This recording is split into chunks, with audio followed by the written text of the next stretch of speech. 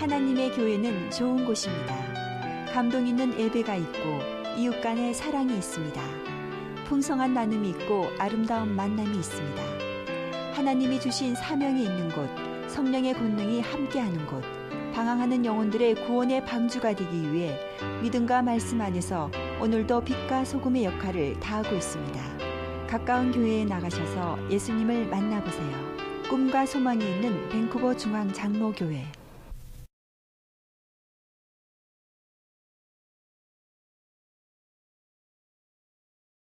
오늘은 오랜만에 제가 재미있는 이야기 하나 하겠습니다. 아담이 하나님께 어느 날 이런 이야기 합니다. 하나님, 하와는 참 예쁜 것 같아요.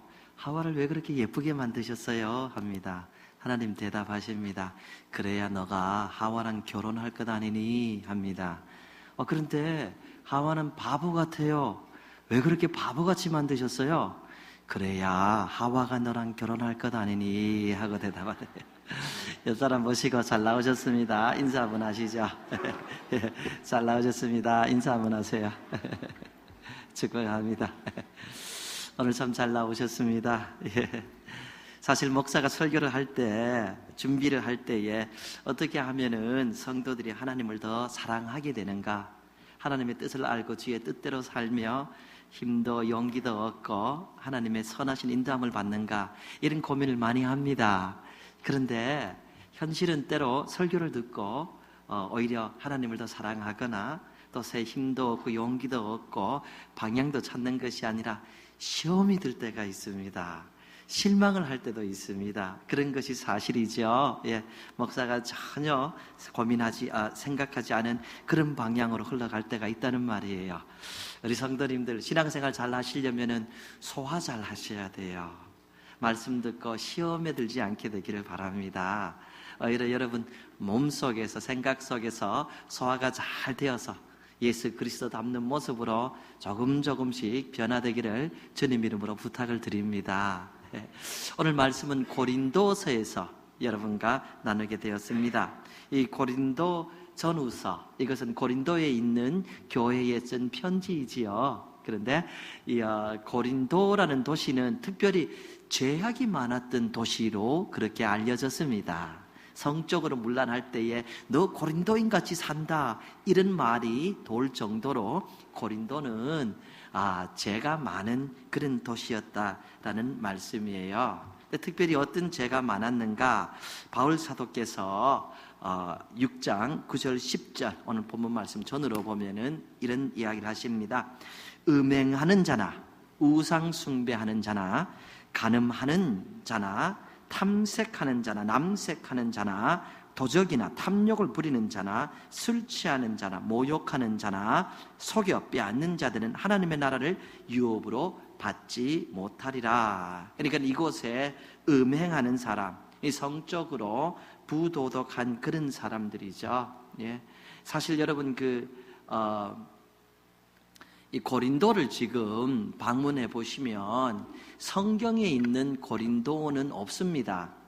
성경에 나오는 고린도라는 도시는 흔적은 있고, 지금 고린도라는 도시는 꽤 큰 도시인데 새로 만들어진 도시입니다. 여러분 요나가 복음을 전해서 느느헤라는 성이 이렇게 구원을 받은 것을 기억하실 겁니다. 그런데 그 느느헤도 지금은 없습니다. 아마도 그 잠시 동안 회개하고 그 느느헤 시민들이 올바른 삶을 살았는데 또 죄악 속으로 들어가서 혹시나 이렇게 심판을 받고 그 성이 없어지지 않았나, 그런 얘기를 하는 분들이 계십니다. 고린도도 마찬가지입니다. 고린도 가면은 높은 산이 하나 있는데 그 위에 비너스 신전이 있었다고 합니다. 근데 거기에 1,000명의 여인들이 남성들을 맞으면서 그 신전을 유지하고 있었던 겁니다. 그러니까 이곳이 얼마나 성적으로 문란했는 것인지 말할 수가 있는 것이에요. 바울 사도는 음행 같은 것 하지 말라라고 말하죠. 우상 숭배 이것도 하지 말라. 간음하는 자, 이런 자도 있다라고 하고, 여기 탐색하는 자는 남자 창기를 이야기합니다. 그리고 남색하는 자, 이것은 동성애를 이야기하고 있습니다. 도적이나 탐욕을 부리거나 술 취하는 자에 대해서도 이야기합니다. 술 취하지 마시기를 바랍니다. 모욕하는 자, 속여 빼앗는 자, 이런 자들은 하나님의 나라를 유업으로 받지 못하리라. 이런 행위가 특별히 이 고린도에 많았습니다. 이렇게 하다가 예수를 믿게 되고 교회를 다니게 되었는데, 사실은 이렇게 교회를 다니면서도 계속 옛날 생활을 끊지 못하고 이어가는 사람들이 있었다는 것입니다. 그래서 6장 11절 본문 말씀 보면은 너희 중에 이와 같은 자들이 있더니 주 예수 그리스도의 이름과 우리 하나님의 성령 안에서 씻음과 거룩함과 의롭다 하심을 받았느니라.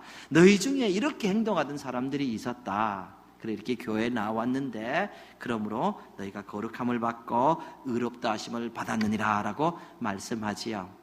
그런데 사실은 교회를 다니면 이렇게 거룩함을 받고 의롭다함을 받고 생활에 변화가 있어야 되는데 어떤 분들은 예수를 믿기 전에 하던 생활을 그대로 교회에 들어와서 그냥 이렇게 같은 모양으로 생활하였다라는 말씀이에요. 옛 모습이 변하지 않고 계속 이어지는 그런 모습들이 있었다라는 것이에요. 왜 그러는가? 어떤 분은 진실되게 왜 죄가 죄 있는지 몰랐다 하는 것입니다. 어떤 것들은 세상 법에 어긋나지 않지 않습니까? 세상 법과 충돌되지 않습니다.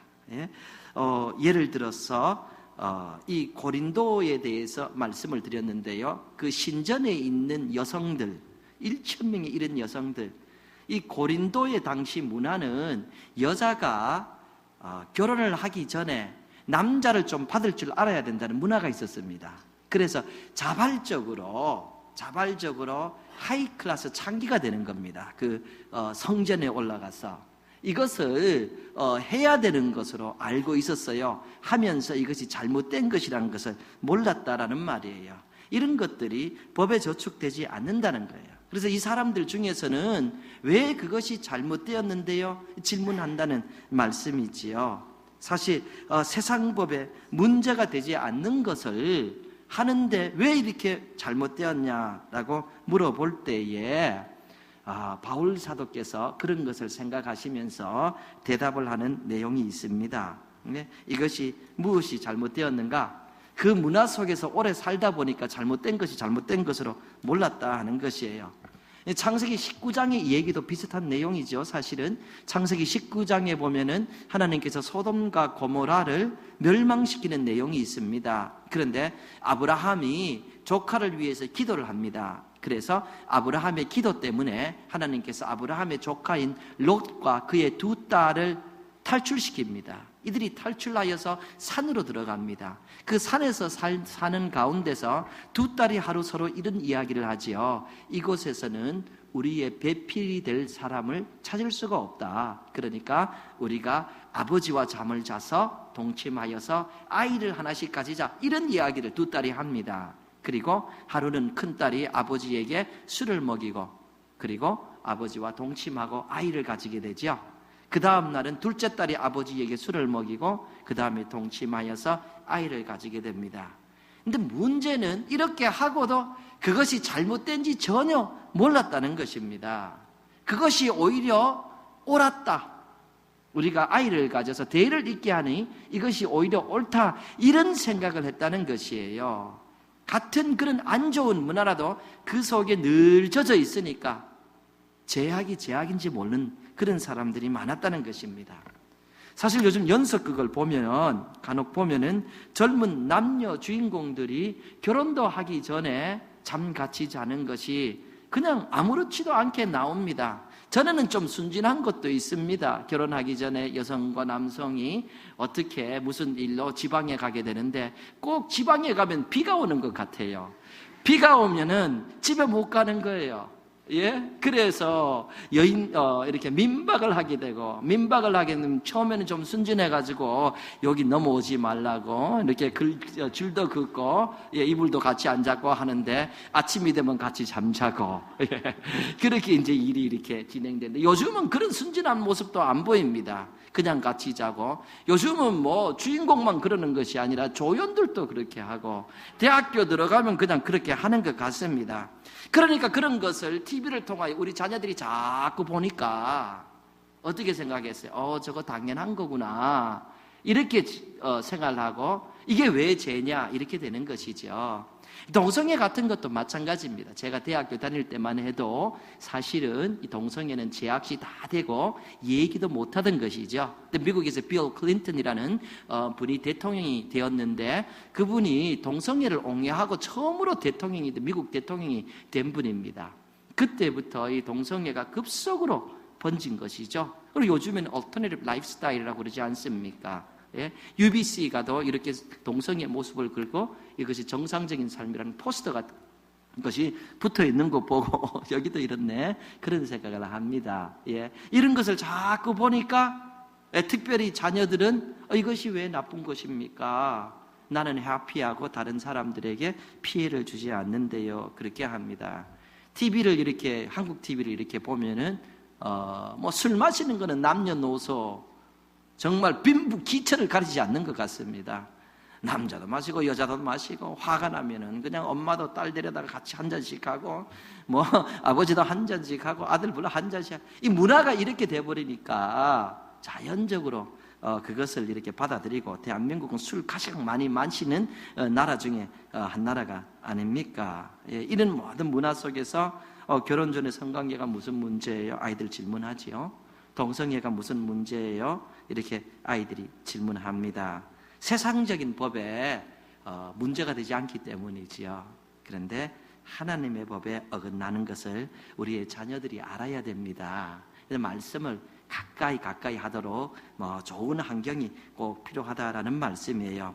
당시 이 고린도가 이런 환경에 있으니까 바울 사도께서 대답 중 하나로서 오늘 본문 말씀을 제시합니다. 6장 12절 내려가 보면, 모든 것이 내게 가하나 다 유익한 것이 아니요 모든 것이 내게 가하나 내가 무엇에든지 얽매이지 아니하리라. 모든 것이 내게 가하다. Everything is permissible for me, but not everything is beneficial. 모든 것이 가하지만은 모든 것이 유익하지 않다. 바울 사도 말씀은 할 수 있다고 다 하는 것이 아니라는 말씀이에요. 가졌다고 마음대로 사용하는 것이 아니라는 말씀이에요. 무엇이 유익을 주는가, 이것을 생각해야 된다라고 말씀하지요. 고린도전서 10장으로 넘어가서 보면은 비슷한 내용의 말씀을 하십니다. 모든 것이 가하나 모든 것이 유익한 것은 아니요 모든 것이 가하나 모든 것이 덕을 세우는 것은 아니니 누구든지 자기의 유익을 구하지 말고 남의 유익을 구하라. 가하다고 다 하는 것이 아니라 덕을 세우는 것이 무엇인지, 이것을 크리스찬들은, 하나님을 섬기는 사람들은 생각을 해야 된다는 것이에요. Everything is permissible, but not everything is beneficial. Everything is permissible, but not everything is constructive. 내게 유익이 있다고, 내가 즐겁다고, 내가 좋다고 할 것이 아니라 무엇이 유익을 가져오는지, 이것을 생각하고 사는 사람이 가치 있는 삶을 사는 것이다 라는 내용입니다. 10장 31절로 넘어오면은, 그런즉 너희가 먹든지 마시든지 무엇을 하든지 다 하나님의 영광을 위하여 하라. 그리스도인의 생활에 아주 잣대고 기본이 되는 것이에요. 이것이 하나님의 뜻인가 아닌가, 이것을 해야 되는가 안 해야 되는 건, 모든 것이 이것이 유익하고 이것이 덕을 세우는 것이고 이것이 하나님께 영광을 돌리는 것이냐라는 말씀이지요. 물질이 있습니다. 물질을 사용할 때도 내 것이다 생각하는 것이 아니라 하나님께서 내게 맡기신 것이라고 해서 이것이 하나님께 영광을 돌리는 것인가, 이것이 그렇지 않은 것인가. 내게 재능이 있습니다. 재능 사용도 이것이 덕을 세우는 것인가, 내가 아는 것이 있습니다. 이 아는 것을 말하는 것이 덕을 세우는 것인가, 그렇지 않은 것인가. 모든 삶의 기초가 하나님 앞에 영광이고 덕을 세우는 것인가 아닌가, 이것으로 너희가 해야 된다라고 말씀하고 있죠. 바울사도 계속 말씀하십니다. 유대인에게나 헬라인에게나 하나님의 교회나 거치는 자가 되지 말고 나와 같이 모든 일에 많은 사람의 유익을 구하여 그들로 구원을 받게 하라. 거치는 자가 되지 말라. stumbling block, 이 장애물이 되지 말라는 거예요. 모든 일에 교회에서 거치는 자, 다른 사람들이 예수를 믿는데 방해가 되는 그런 사람이 되지 말라라고 말씀하고 있죠. 오히려 예수를 믿는데 도움이 되어서 다른 사람들로 예수 믿게 하라. 이것이 바로 크리스찬의 삶이다라고 이야기하는 것입니다. 여러분, 그 간디가 한 얘기가 굉장히 유명하지 않습니까? 이 옥스퍼드 나온 분이죠. 예, 그런데 이분이 하는 말씀이 나도 그리스도인들이 아니었으면 그리스도인이 되었을 것이다. 예수님 아주 존귀하고 귀중하고 참 멋있는 분이다 이거예요. 그런데 너희 예수를 믿는다는 너희 크리스찬들 보니까 전혀 예수님 말씀대로 살지 않는다. 예, 이 말이 굉장히 유명합니다, 사실. 예? 바울 사도께서 하시는 말씀이 그거예요. 너희를 보고 하나님께 영광을 돌려서 나도 예수 믿고 싶다 이런 생각이 생기도록 해라. 그 반대가 되면 되지 않는가, 이런 말씀을 하는 것이죠. 그래서 우리는 때로 먹을 줄 알고 마실 줄 압니다. 그런데도 참지 않습니다.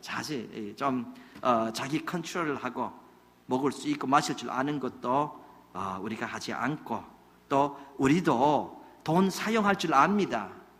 그런데도 조금 아끼는 때도 있고요. 우리도 아는 것이 있습니다. 그런데도 조금 자기를 이렇게 훈련해서 할 수 있는 말도 하지 않고, 무엇이 사람을 세우는 것인가, 무엇이 하나님께 영광을 돌리는 것인가, 무엇이 하나님을 모르는 사람으로 하여금 나도 하나님 믿고 싶고 하나님께 나아가서 예배드리고 싶다 이런 마음이 가지도록 도와주는가, 이런 기본으로 생활하는 것이죠. 오늘 본문 말씀은 이것이 바로 하나님의 사람으로서 가치가 있는 삶이다. 너희가 바로 이런 삶을 사는 것이 마땅하다라는 것입니다. 결론적으로 19절 20절 말씀입니다. 너희 몸은 너희가 하나님께로부터 받은 바 너희 가운데 계신 성령의 전인 줄을 알지 못하느냐. 너희는 너희 자신의 것이 아니라 값으로 산 것이 되었으니 그런즉 너희 몸으로 하나님께 영광을 돌리라. 너희는 성령이 거하는 거룩하고 귀중한 몸을 가진 참으로 고귀한 사람이다.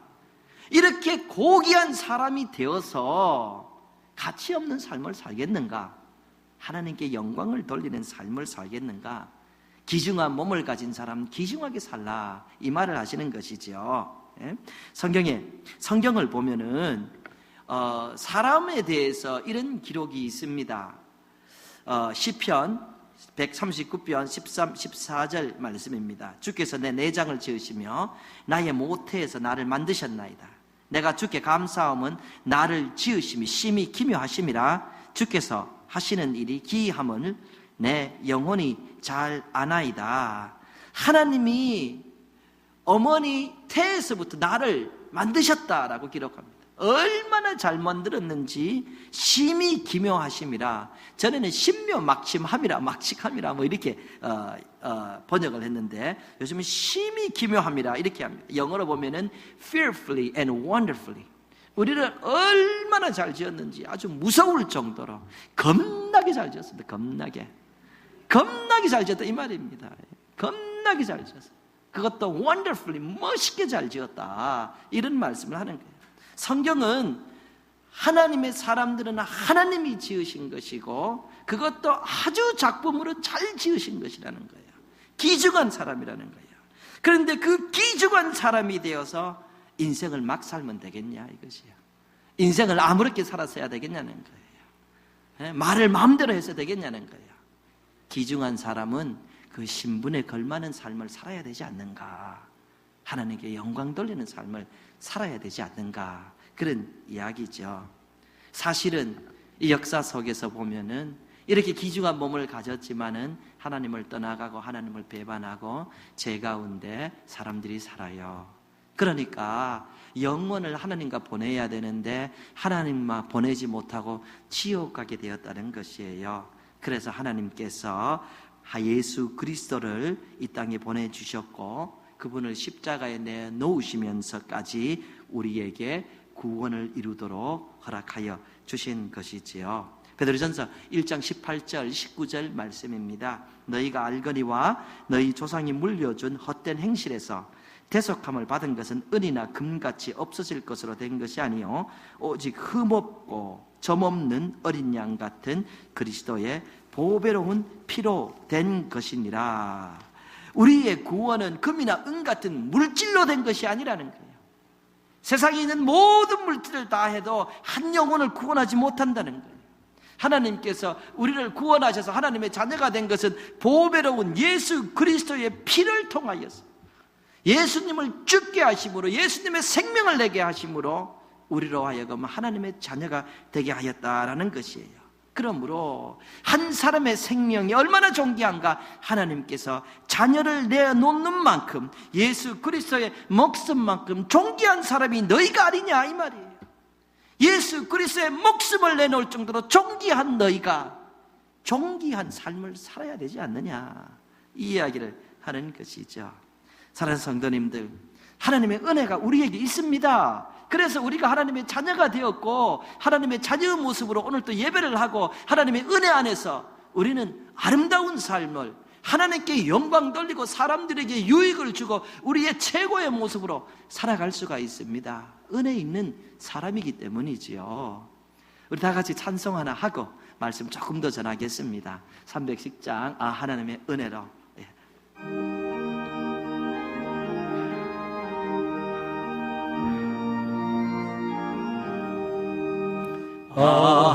하나님의 은혜로 있을 데 없는 자 왜 구속하여 주는지 난 알 수 없도다. 내가 믿고 또 의지함은 내 모든 형편하시는 주님 늘 보호해 주실 것을 나는 확실히 아네. 아멘.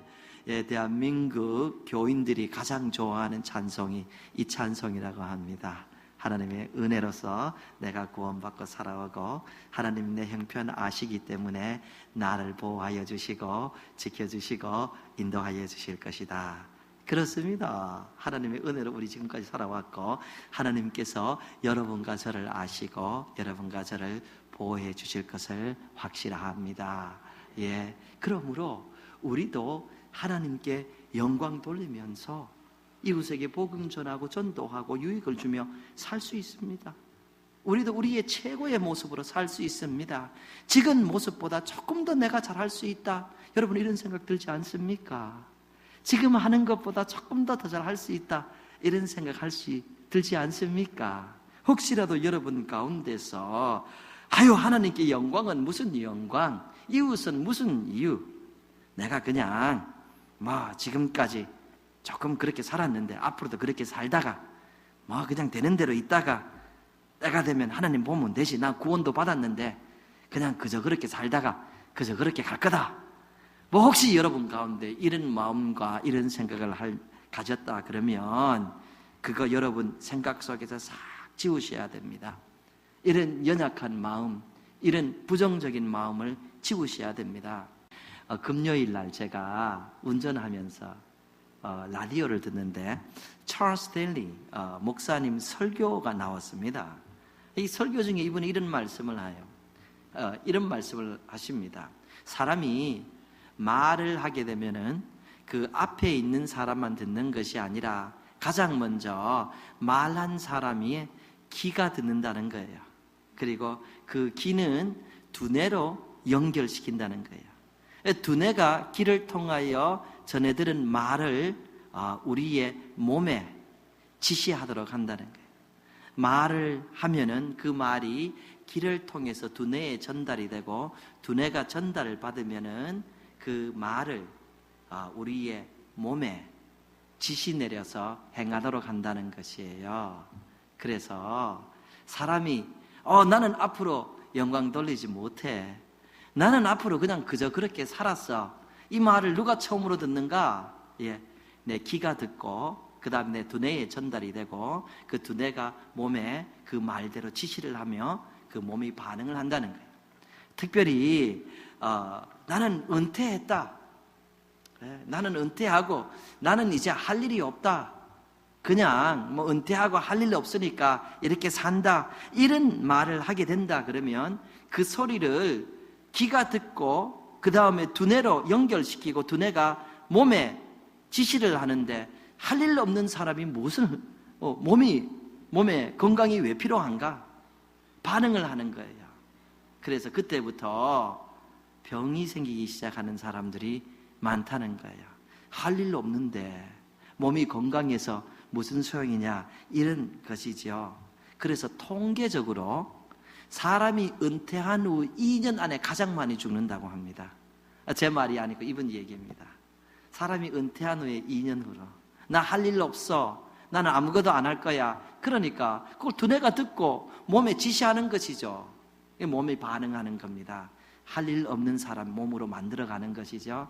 병이 들고 사람이 간다는 거예요. 나는 하나님께 영광 돌리지 못해. 나는 이웃에게 유익을 주지 못해. 나는 내 최고가 되지 못해. 그러면 그대로 되는 것입니다.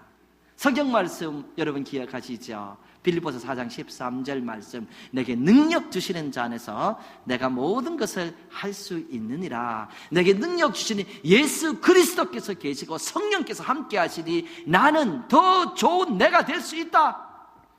나는 하나님께 영광 돌리며 살아갈 수 있다. 나는 더 좋은 아버지가 될 수 있다. 더 좋은 아내가 될 수 있다.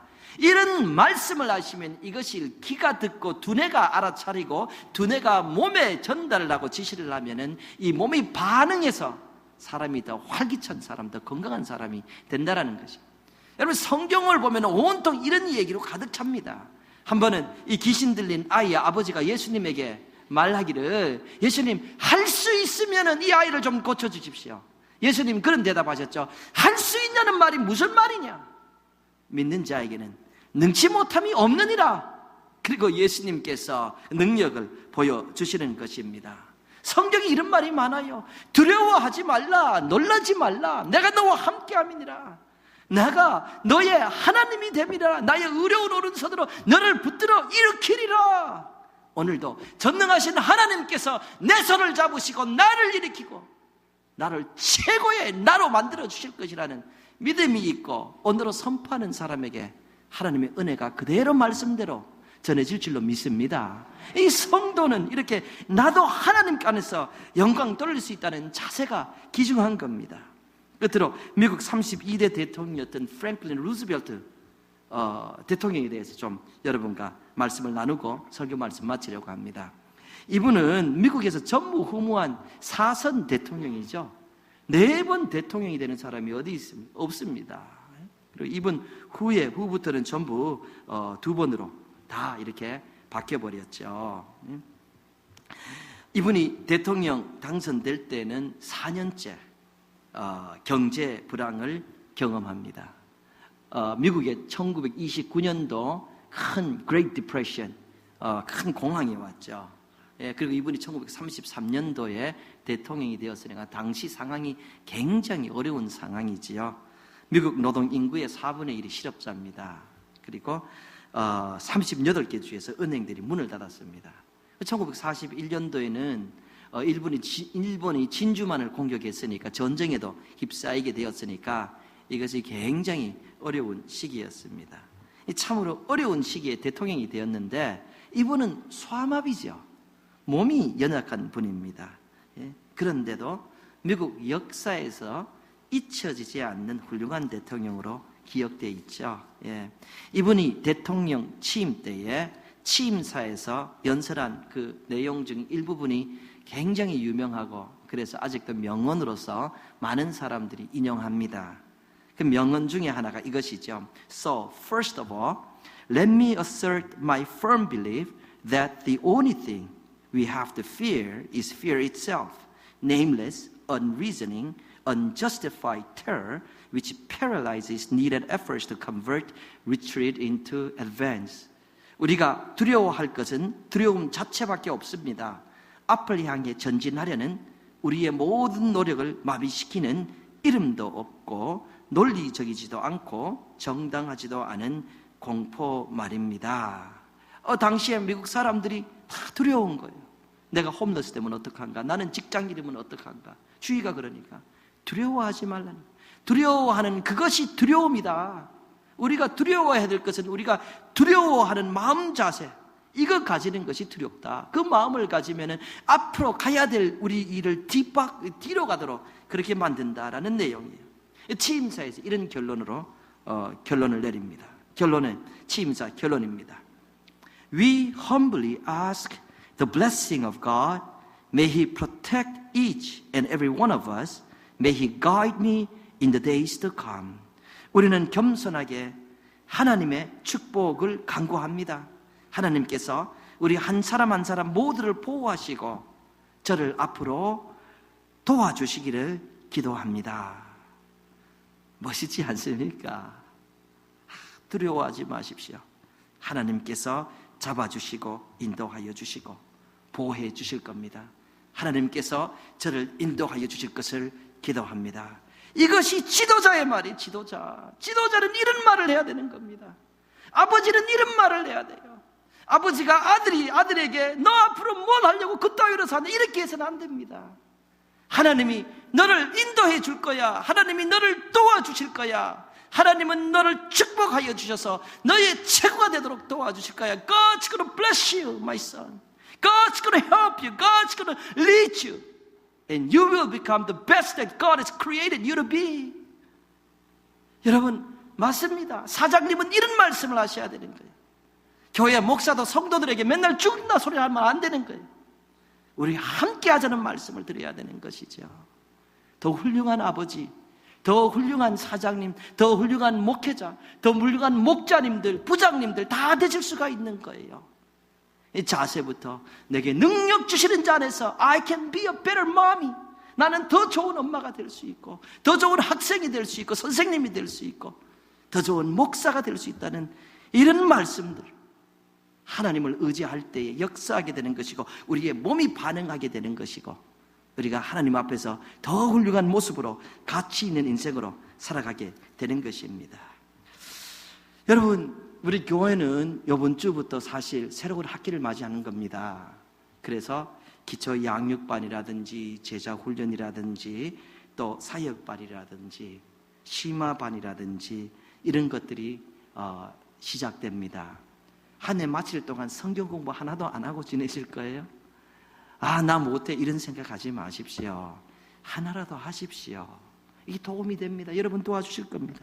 다음 주에는 우리 이웃초청 잔치를 위해서 준비를 시작합니다. 나는 지금까지 아무도 전도 못했는데 앞으로도 그럴 거야 이렇게 하실 거예요? 아니에요. 여러분 더 잘 하실 수가 있고 저도 더 잘 할 수도 있습니다. 하나님이 나를 사용해서도 한 영혼을 주님께 인도하여 주실 수 있다, 이런 믿음을 가지셔야 됩니다. 이번 주말에는 바자회에 있지요. 얼마나 재미있는지 모릅니다. 전도에서 준비하는 게 쉽지가 않죠. 그래도 하나님께 영광을 돌리기 위해서 내가 즐겁게 서로 노력하며 좋은 시간 가질 수 있다. 여러분 모든 삶 가운데 이런 생각과 언어로 가득하게 되기를 바랍니다. 더 좋은 아버지, 더 좋은 어머니, 더 좋은 사장님, 더 좋은 직원, 더 좋은 목자님, 더 좋은 목사, 우리는 더 좋은 하나님의 사람으로 살아갈 수 있습니다. 하나님의 은혜가 여러분에게 넘치기를 예수님의 이름으로 축복합니다. 아멘. 하나님의 교회는 좋은 곳입니다. 감동 있는 예배가 있고 이웃 간의 사랑이 있습니다. 풍성한 나눔이 있고 아름다운 만남이 있습니다. 하나님이 주신 사명이 있는 곳, 성령의 권능이 함께하는 곳, 방황하는 영혼들의 구원의 방주가 되기 위해 믿음과 말씀 안에서 오늘도 빛과 소금의 역할을 다하고 있습니다. 가까운 교회에 나가셔서 예수님을 만나보세요. 꿈과 소망이 있는 밴쿠버 중앙 장로교회.